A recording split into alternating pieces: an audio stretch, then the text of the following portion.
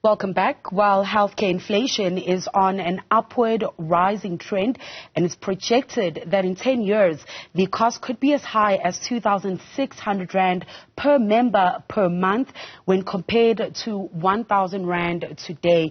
Now, the exponential increase in healthcare expenses far outpaces salary inflation, making it an urgent issue for both medical schemes and their members to navigate. Now, earlier in the week, I did catch up with Momentum executive Damian McHugh after the group announced a 9.6% increase for its scheme effective on the 1st of January next year.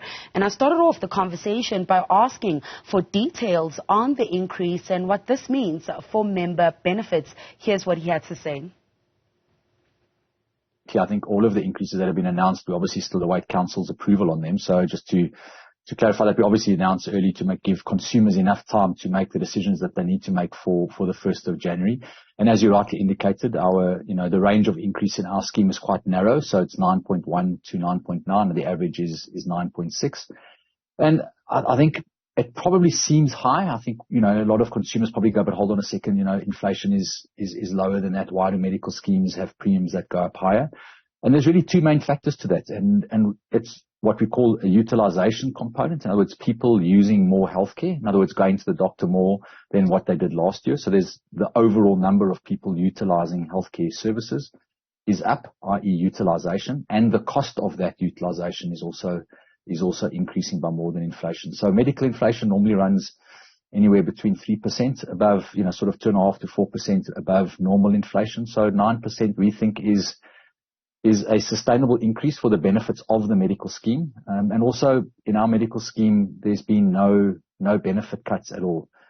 Some of the other increases that we've heard announced over this period of time have also include benefit reductions. And that's almost, people aren't getting what they got the year before. They're getting less and paying more. We at least ensure that our members aren't getting anything less over, from one benefit year to the next. You mentioned rising utilization, and the cost of that utilization is one of the factors that are driving up those membership costs. Are there any trends in the market that this data points to?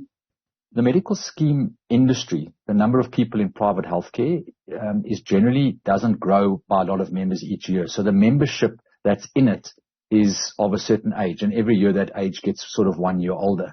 And the older you are, the more you claim. It's a factor of that. In fact, they say, in the last 6 months of your life, if you die of old age, you'll almost use more healthcare in that 6 months than your whole life before. So it gives you a sense of how steep claims costs become as people get older. So a factor of if there's not enough young people coming into the marketplace or into the industry, your claims or your utilization just becomes more because the number of people that are in it are getting older. So that's the one. But then also the cost of medical technology. Medical technology is more expensive.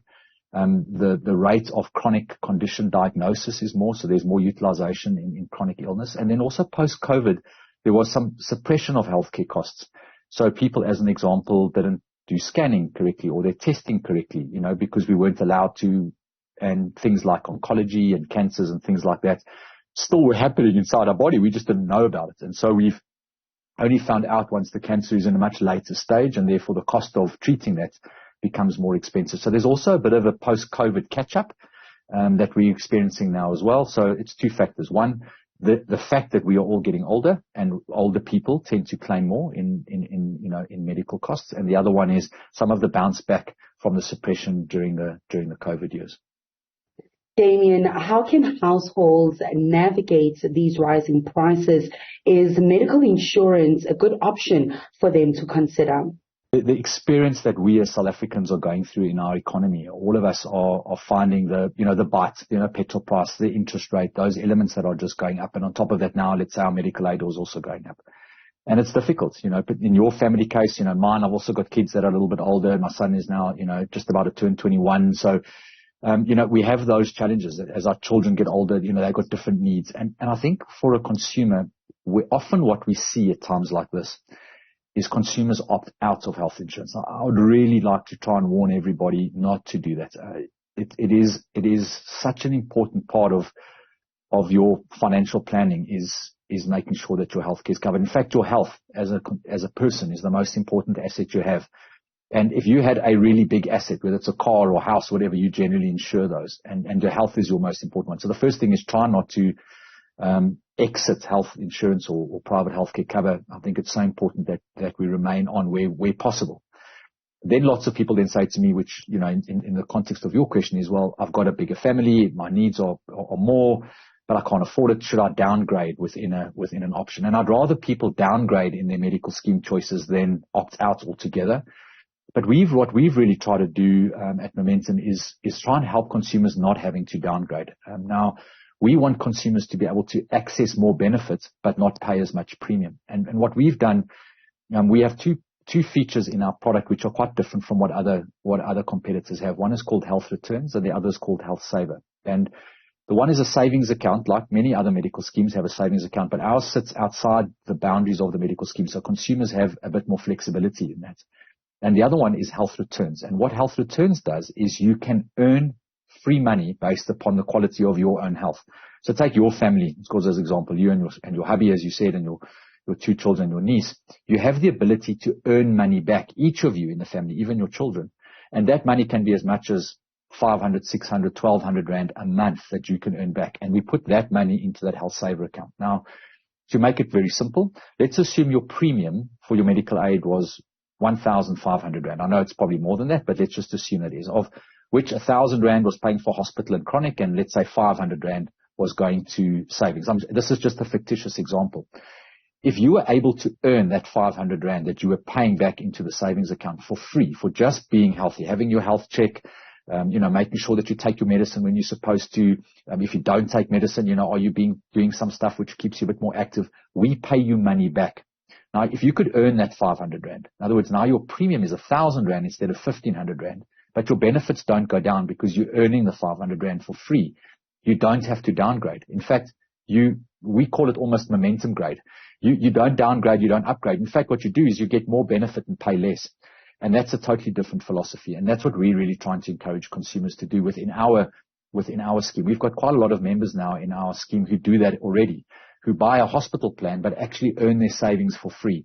And hopefully that gives consumers a way to find some peace and some leverage in their own financial budgets in order to be able to accommodate the increases. So some of our members are getting 4 or 3% increase in premium because they're able to earn a whole lot of money for free back. And that's what we call, and it's through our program called Multiply with Health Returns.